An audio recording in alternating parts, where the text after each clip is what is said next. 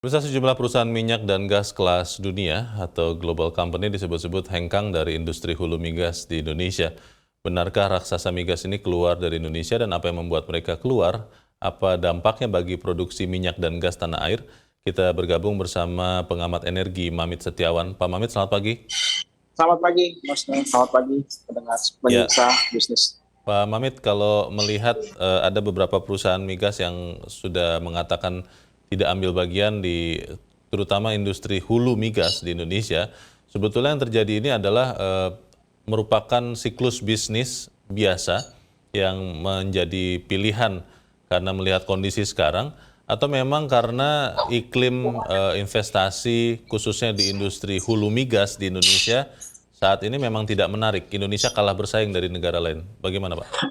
Ya, saya melihatnya bahwa memang saat ini kan global juga sedang menuju ke arah transisi energi ya. Hmm. Banyak juga perusahaan-perusahaan besar yang memang sudah mengarah ke green energy dan mulai mengurangi kegiatan di industri fosil mereka. Tetapi di sisi lain tidak kita pungkiri bahwa saat ini kondisi lapangan-lapangan migas kita itu kan memang sudah cukup tua sehingga terus mengalami natural decline, dan untuk mendapatkan minyak ataupun migas ini membutuhkan investasi yang cukup besar.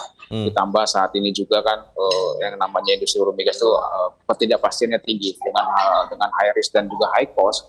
Maka saya melihatnya bahwa investor-investor ataupun perusahaan-perusahaan besar ini sangat berhati-hati dalam menanamkan investasi di Indonesia. Apalagi saat ini kita tahu bahwa salah satu kendala yang sedang terjadi dan adalah terkait dengan revisi undang-undang migas yang memang sampai saat ini masih belum selesai juga dibahas, di mana menurut saya ini menjadi salah satu obstacle yang sangat penting dalam investasi di sektor hulu migas tersebut. Karena biar bagaimanapun kita tidak bisa pungkiri yang namanya kepastian hukum ini kan memang menjadi salah satu syarat utama daripada investasi di dimanapun ya, termasuk juga di Indonesia. Shell disebut akan sudah keluar, Chevron juga, ConocoPhillips juga. Kalau melihat kondisi sekarang sebetulnya dari seluruh lapangan migas di Indonesia, itu yang dominan masih perusahaan asing atau sudah Pertamina, Pak? Sejauh ini hampir rata-rata untuk blok-blok ataupun blok migas besar dikuasai oleh Pertamina, dan Pertamina memang memegang peranan yang penting bahkan untuk produksi ataupun lifting migas nasional pun sampai saat ini 60% ada berasal dari Pertamina. Jadi saya kira saat ini hampir cukup dominan di untuk lapangan migas dikuasai oleh Pertamina. Tetapi tetap masih ada juga perusahaan-perusahaan besar yang beroperasi di Indonesia seperti ExxonMobil, terus juga PetroChina, terus juga ada Repsol, terus juga ada Petronas, dan juga ada Kufek ya. Jadi masih cukup banyak perusahaan-perusahaan yang termasuk juga Inpex ya selaku pengelola blok Masela. Jadi saya kira masih banyak perusahaan-perusahaan besar yang beroperasi di Indonesia. Dan ini memang menjadi PR bagi pemerintah, terutama bagi SKK Migas. Saya kira sebagai tulang punggung pemerintah untuk di sektor hulu migas ini, bagaimana bisa endorse ya ataupun meyakinkan investasi di Indonesia bahwa hulu migas kita ini masih cukup menarik, bahwa kita masih punya cadangan migas yang cukup besar ya memang tidak terlalu besar, tapi saya kira cadangan kita masih cukup cukup tinggi lah. Banyak juga cekungan-cekungan kita yang belum dioptimalisasi. Oleh karena itu saya kira SKK Migas harus benar-benar memegang peranan yang penting. Dan saya mendorong SKK Migas tidak hanya membuat kegiatan-kegiatan yang seremonial yang seperti IOC atau apapun itu, tetapi lebih fokus bagaimana untuk bisa mengundang investasi gitu kan ya. Karena meskipun saat ini kita lihat masih banyak ada regulasi-regulasi yang belum seperti tadi tentang revisi undang-undang migas. Nah, bagaimana harusnya SKK Migas juga bisa meyakinkan Kementerian Keuangan misalnya Mas Rino agar bisa diberikan insentif ataupun beban kebijakan fiskal yang lebih baik lagi dan lebih menarik bagi investasi ya, bagi investor. Ya. Pak Mamit, bicara revisi Undang-Undang Migas yang nomor 22 2001 ya. Itu kendalanya ada di mana sebetulnya? Kenapa begitu lama dan akhirnya ini juga disebut-sebut menjadi alasan kenapa perusahaan migas global belum mau lagi untuk berinvestasi khususnya di industri hulu migas? Sebenarnya kan banyak sekali ya yang namanya, salah satu permasalahan utama yang saat ini masih menjadi PR adalah mengenai rencana badan usaha BUMN khusus tersebut lah ya. Apakah nanti BUMN khusus itu akan berbentuk seperti Pertamina yang dulu sebagai operator sekaligus regulator? Apakah dia akan menjadi lembaga super body seperti dulu BP Migas ya kan, lembaga independen? Ataukah dia akan berada di posisi di bawah Kementerian SDM seperti saat ini dengan SKK Migas ya yang sedang berjalan seperti ini? Karena kan masing-masing pihak masih punya kepentingan ya. Saya kira karena industri hulu migas ini biar bagaimanapun masih menjadi salah satu industri yang menarik ya dan sangat memberikan kontribusi juga terhadap penerimaan negara. Maka masing-masing pihak ini sebenarnya ingin menjadi bagian daripada BUMN khusus tersebut gitu kan ya. Tinggal siapa sebenarnya yang masih siapa yang akan berhak ya, ini kan yang masih jadi pembahasan yang saya kira ini yang poin penting yang sampai saat ini kenapa begitu panjang dan begitu belum selesainya revisi undang-undang migas ini, karena belum adanya political will dari semua pihak. Jadi menurut saya semuanya harusnya berbicara mengenai bagaimana kita meningkatkan produksi dengan mengesampingkan daripada akses politik tersebut, karena kan ini semuanya kembali ke masalah politik ya, bagaimana lobby-lobby dan lain-lain dan kepentingan politik ya, sehingga berdampak terhadap investasi di Indonesia. Jadi saya kira benar-benar harus kita dorong. Ini kita berbicara bagaimana memajukan investasi ataupun industri migas. Karena kita punya target Mas, bahwa di 2030 kita punya target 1 juta barel dan 12 BCFD, di mana ini tidak akan bisa dicapai jika tidak ada perbaikan itu investasi di Indonesia. Karena 2030 ini kan sebentar lagi ya. Sedangkan kalau kita tahu untuk memproduksikan minyak ini tidak membutuhkan waktu instan, paling nggak bisa 10 tahun bahkan kalau kita bisa menikmati hasil daripada kegiatan eksplorasi. Pergantian pemain ini dengan keluarnya beberapa perusahaan asing ya dari Indonesia digantikan oleh beberapa perusahaan lokal, disebut-sebut Pertamina, ada Medco juga, itu akan mengganggu pencapaian produksi migas Indonesia, termasuk seperti yang tadi Anda katakan tahun 2030, atau tidak mengganggu sebetulnya?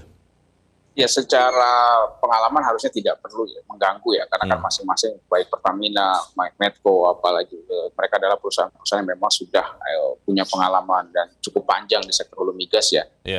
Tetapi tadi yang salah satu permasalahannya adalah kan terkait dengan pendanaan ya, bahwa kita tahu kalau seperti Pertamina kan secara mereka ini kan sebagai badan usaha milik negara yang mendapatkan penugasan tidak hanya di sektor hulu tetapi juga di sektor hilir. Jadi dibutuhkan biaya yang cukup besar. Nah, tinggal bagaimana nanti investasi mereka untuk terus menjaga lifting migas serta meningkatkan lifting migas juga. Begitu juga dengan Medco, saya kira sebagai salah satu perusahaan publik, saya kira mereka juga seharusnya mempunyai pendanaan dan investasi yang cukup besar. Jadi saya kira harusnya tidak akan mengganggu lah ya. Tetapi jika dibantu dengan adanya partner dari luar yang memang juga punya pengalaman sektor migas, saya kira ini akan sangat membantu sekali gitu kan ya, karena bisa menjadi ada yang namanya share the pain ya gitu kan ya, kalaupun memang ada kegagalan sama-sama merasakan. Disebut-sebut bahwa salah satu nilai penting atau faktor penting dari revisi Undang-Undang Migas adalah kepastian untuk status SKK Migas yang lebih jelas, lebih kuat, lebih permanen. Apakah ini juga berdampak kepada kurangnya minat investor atau perusahaan migas global dari Indonesia, Pak? Betul. Makanya tadi saya bilang, seperti saya sampaikan di awal, bahwa salah satu obstacle terkait dengan BUMN khusus tersebut. Gitu. Karena saat ini kan posisi SKK Migas hanya dibentuk dalam perpres ya, yang dimana sewaktu-waktu itu bisa dibubarkan. Tidak ada kekuatan hukum yang cukup signifikan dalam menjaga keberadaan dan keberlangsungan daripada SKK Migas tersebut. Bayangkan tadi dengan investasi yang begitu besar, dengan resiko yang begitu besar, tiba-tiba terjadi pergantian yang dalam pengambilan kebijakan di sektor hulu migas. Posisi SKK Migas tidak lagi hilang bahkan ataupun tidak digantikan oleh yang lain. Nah, lantas bagaimana dengan kontrak-kontrak mereka? Bagaimana dengan apa yang sudah disepakati antara K3S dengan pemerintah dan SKK Migas? Ini kan menjadi poin penting. Jangan sampai tadi mereka juga sudah menanamkan investasi yang besar, tiba-tiba ada permasalahan, gitu kan ya. Akhirnya investasi mereka menjadi berantakan dan yang membuat rugi. Kira-kira revisi Undang-Undang Migas itu kalau menurut Anda masih sempat dilakukan tidak di sisa-sisa pemerintahan Joko Widodo sekarang? Karena kalau kita lihat kan 2023 tahun depan mungkin kita sudah mulai hiruk pikuk dengan kampanye dan yang lain-lain. Masih sempat dikejar tidak itu Pak Mamit? Saya kemarin baru berdiskusi dengan salah satu anggota di Komisi setuju bahwa mereka akan melakukan pembahasan mengenai revisi undang-undang migas ini setelah undang-undang EBT disahkan. Karena kalau berdasarkan prolegnas adalah undang-undang EBT dulu yang disahkan, ditetapkan, baru setelah itu akan masuk ke dalam dibalik untuk pembahasan revisi undang-undang migas. Kemarin kalau tidak salah ditargetkan Juli 2023 sudah selesai ataupun sudah masuk kepada pembahasan disahkan ya revisi undang-undang migas itu. Tetapi saya melihatnya bahwa seperti yang tadi disampaikan Mas Den, bahwa sekarang sudah memasuki tahun politik agak berat ya untuk dilakukan penetapan. Tetapi jika memang semangatnya adalah untuk memajukan investasi, meningkatkan produksi lifting migas nasional kita, harusnya hal ini tidak mengurangi ya, menurut saya tidak mengurangi kinerja daripada teman-teman di Komisi 7 dan juga di DPR dan pemerintah terutama. Karena terakhir ini ternyata Mas kuncinya ada di pemerintah. Pemerintah masih belum mengirimkan BIM kepada Komisi 7. Daftar isian masalahnya belum ada. Ini saya kira ini yang harus kita dorong bersama agar pemerintah ini ayolah cepat kirimkan DIM sama nih seperti EBT juga, undang-undang EBT DIM-nya juga nggak masuk sampai sekarang. Jadi saya kira ini saling menyandra satu sama lain dan akhirnya berdampak terhadap investasi nanti ke depan. Kita dorong sama-sama revisi undang-undang migas itu segera jadi dan kita harapkan daya tarik investasi migas khususnya di sektor hulu bisa menjadi lebih baik. Pengamat energi Mamit Setiawan, terima kasih Pak Mamit untuk pencerahannya. Selamat pagi.